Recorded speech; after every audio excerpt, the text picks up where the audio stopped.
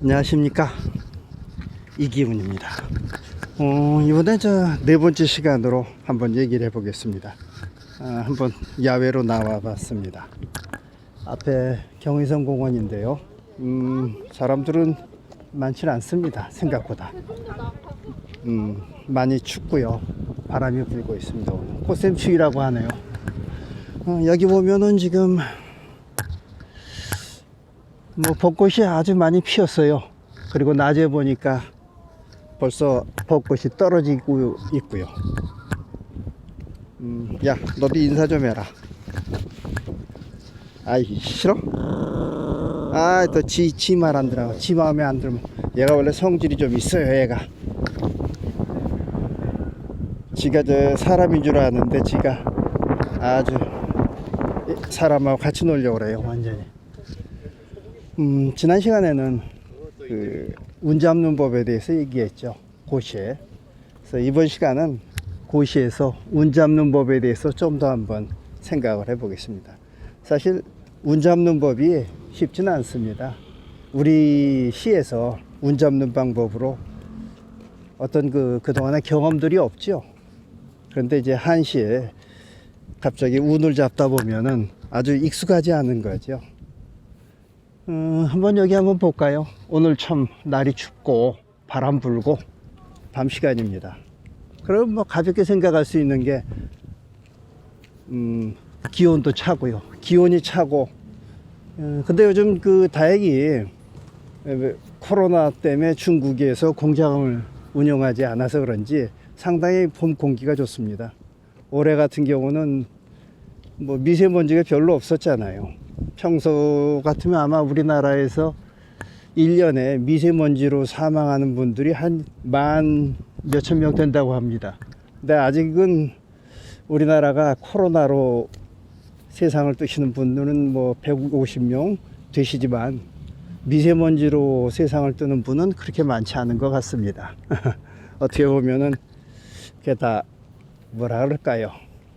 역설이라 그럴까요? 자, 그러면 이렇게 한번 해볼까요?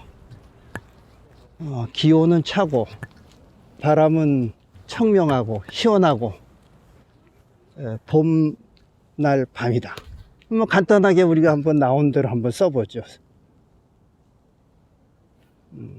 공기, 기냉, 그 다음에 또 뭐냐, 풍청, 기냉, 풍청. 봄날 밤이죠. 춘일야. 일단은 성조를 생각하지 맙시다. 고시니까 그렇게 쓰고, 그리고 또 보니까 앵도 우리 매화가 마치 손짓하는 것 같지 않아요? 바람이 좀 불 때. 그러면 매화는 앵화죠. 앵화는 나무 위에서 손짓 안 해. 앵화 지상, 나무까지 지자 써서 지상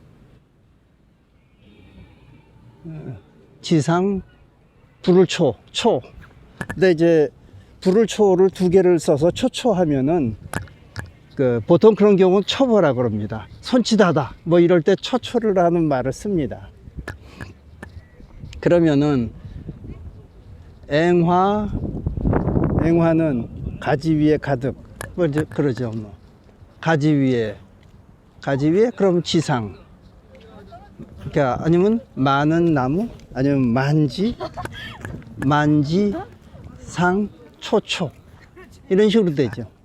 근데 그 초자가 보면은 평성에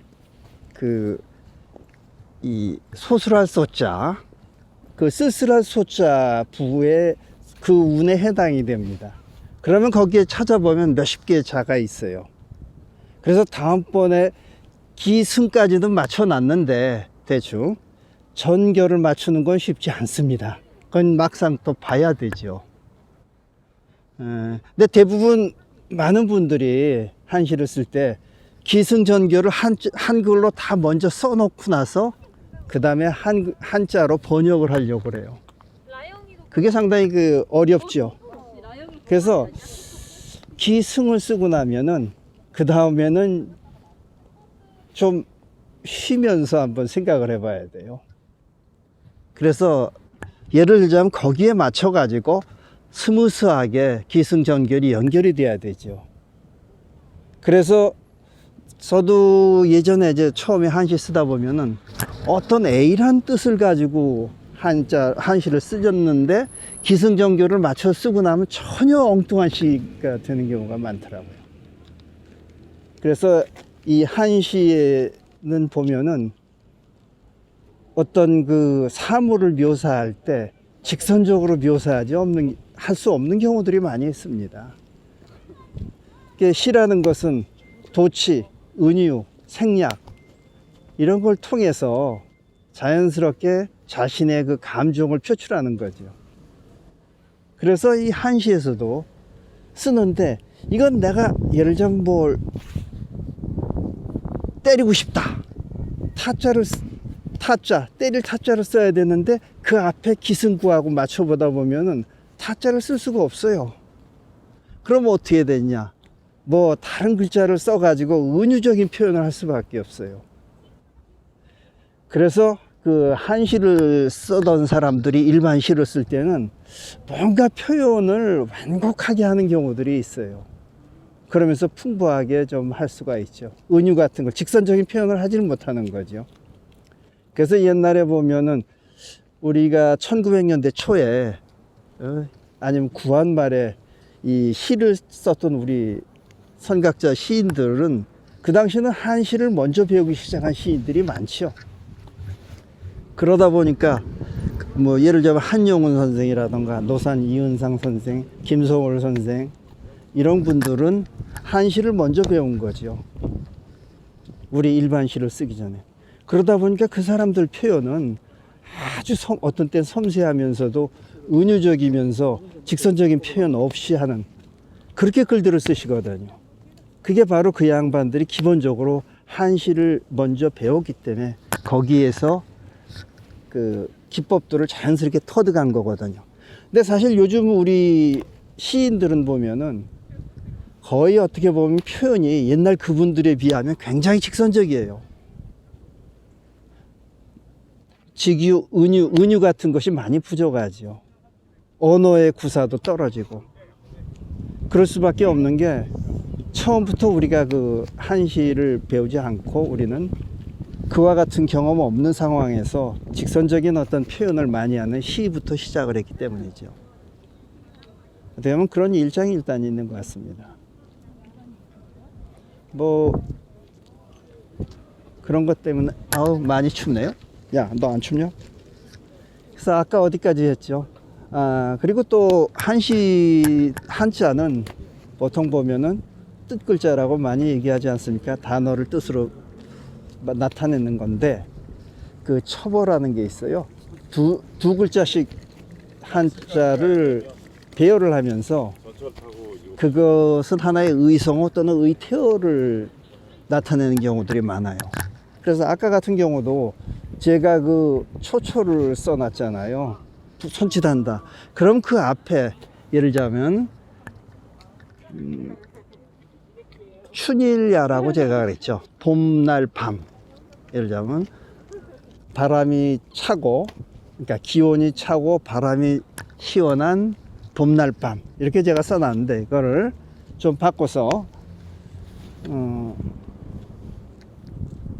제가 기온이 기냉, 그 다음에 풍청, 춘일야라고 했는데 그 뒤에 초초를 썼잖아요. 손짓하다를.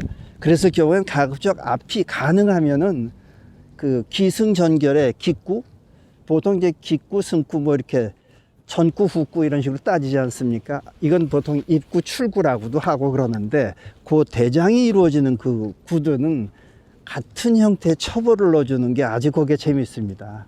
물론 안 해도 되는데 그 율시가 아닌 절구에서는 그런 표현을 안 써도 크게 문제는 안 되는데 그와 같은 절구를 묘사를 한다는 게 아주 그 한시의 그 맛을 높여주는 거죠. 그러면 방법은 아까 초초자를 넣었잖아요. 그럼 위에는 굳이 춘일야라고 해가지고 봄날 밤 이렇게 쓸 필요가 없이 춘야야. 그럼 봄날 날이면 날마다 이런 뜻이 돼버리는 거죠. 야야를 두 개 쓰면서. 그래서 기냉 풍청 춘야야 하니 그렇게 써주고, 그 다음에 앵화 만수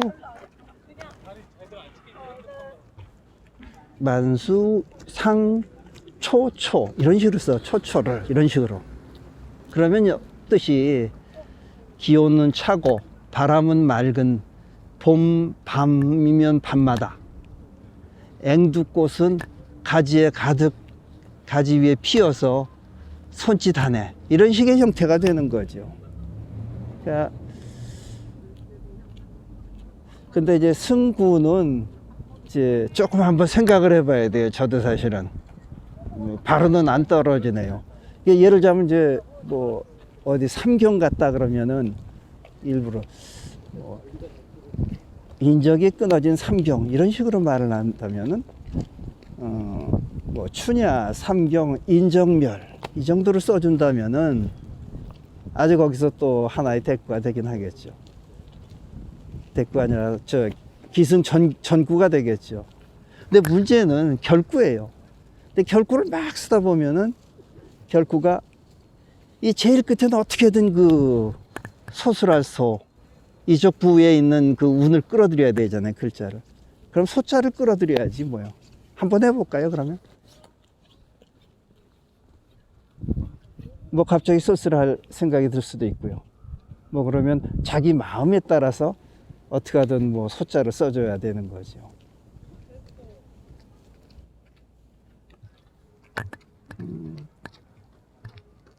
뭐 내 머리카락이 휘었다 뭐 이렇게 쓸 수도 있는 거 아니에요? 세월이 가니 내 머리카락은 쓸쓸히 하얗게 돼버리는구나. 아니면은 그 벚꽃이 앵화가 약간 연분홍 정도 되잖아요, 한색. 그러면 내 머리에도 쓸쓸하게 흰 머리가 들어왔구나. 뭐 이런 식으로 쓴다면은 하나의 그 구가 되겠죠. 그럼 이렇게 한번 써볼까요? 자, 세월이 간다.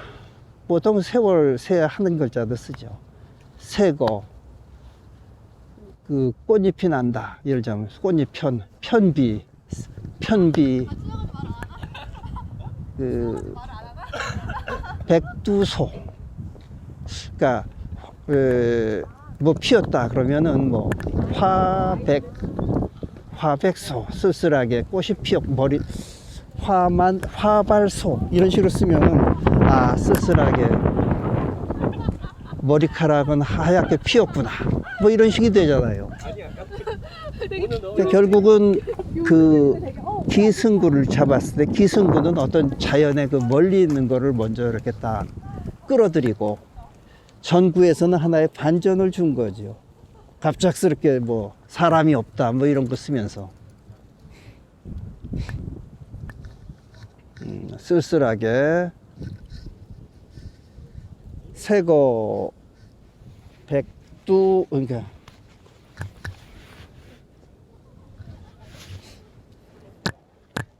새거 하시 뭐 이런 식으로 새거 하시 언제나 세월이 가는데 세월이 가니 하얀 머리카락 화도 세월가 새거 화도 머리카락 그러니까 백두 새거 백두 화발소 뭐 이런 식으로 삼경 뭐 공원이라고 해야 되죠. 삼경 공원 인정멸 삼경이라 공원은 사람들이 자취가 끊어졌는데 아 지금 또 막 꽃잎이 나네요. 뭐 이런 식으로 사실 뭐 여러분들도 대부분 보시면 한 글자를 쓰시는 거는 한 줄을 쓰시는 건 사실 어렵지 않죠. 대부분 뭐 옛날에 뭐 들은 얘기도 있고 말이에요. 앵화난비 여훈우라 뭐 이렇게 써도 되는 거 아니에요. 덕화가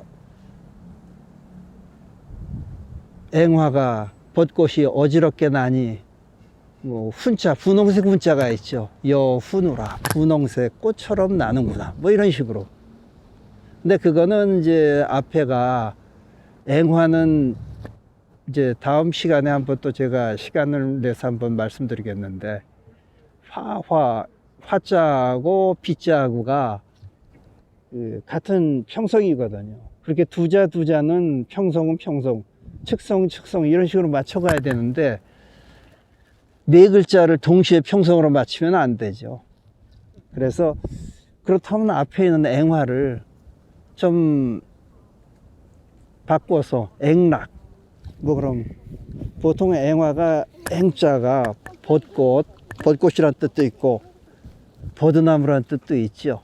그러니까 버드나무 아니면 앵두꽃, 벚꽃 뭐 이런 뜻도 있기 때문에 앵두꽃이 떨어지면서 어지럽게 나니 여훈 그러니까 분홍색 훈자 혹은 평성입니다.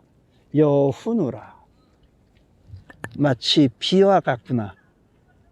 이게 옛날에 어떤 분이 쓴 게 도화난낙 여홍우라 이런 게 있어요. 그거 누가 쓰셨나 모르겠네.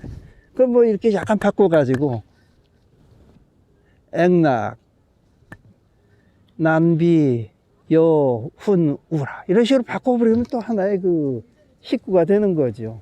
근데 이제 그 식구 하나가 문제가 아니고 그거를 어떻게 기승전결을 해서 내구를 부드럽게 잘 엮어가느냐 이게 바로 그 한시 쓰는 묘미거든요. 자, 한번 시간 되시는 분들 한번 써보시죠. 뭐 아무 글자나 한번 잡아보고 아니면 지난번에 또 말씀드렸듯이 뭐 200이나 이런 분들이 쓰셨던 시 승구와 기승전 결구에 놓고 글자 몇 개씩 한 번씩 바꿔보시면은 그런 연습하시면 자연스럽게 또 이 시를 쓰시는데 도움이 될 겁니다. 그게 제일 도움이 되는 것 같아요. 저도 그걸 시 쓰면서 한 오래도록 하다 보니까 그 다음에 그게 그 방법이 생각이 나더라고요. 그럼 머리 그렇게 아프지 않을 거예요. 그러니까 그거 남이 해놓은 거 전혀 없이 처음부터 기승전결을 맞추면서 운 맞추고 성조 맞추려다 하면 머리에 쥐나요.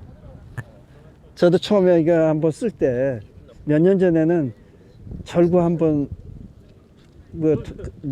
일 끝나고 토요일날 일요일날 한 편 쓰고 났더니만 완전히 그냥 녹다운이 돼 버리더라고요. 몸이 그냥 터져 가지고 월요일 날은 아주 힘이 없더라고요. 그냥 그만큼 에너지 소모가 많더라고요. 머리에 지나는 걸 했더니.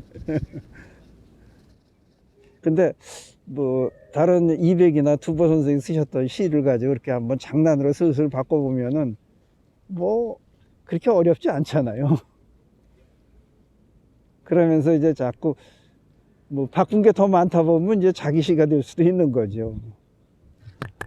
자, 그러면은 날 추우니까 오늘은 들어가겠습니다. 다음에 또 한번 다음 기회에는 이제 우리 성조에 있는 절구를 한번 가지고 말씀을 드리겠습니다. 물론 아까는 제가 그 고시에 7원 그 고시에 맞춰 가지고 한번 뭐 고시인지 절구인지 하여튼 얘기를 해봤습니다. 근데 5원하고 7원하고는 뭐 앞에 두 글자만 그 성조가 원래 바뀌면서 이제 써주면 되기 때문에 사실 큰 문제는 차이는 없습니다. 근데 제가 보니까 그 5원이 더 힘든 것 같아요. 그 글자가 많지 않은데 그 간략하게 쓰면서 뭔가 그 뜻을 나타내고 내 감정을 전달을 해야 되니까 7원보다 그게 더 어렵더라고요, 사실은. 다른 분은 어떤지 모르겠어요. 자, 그러면 오늘 이만 그치겠습니다. 감사합니다.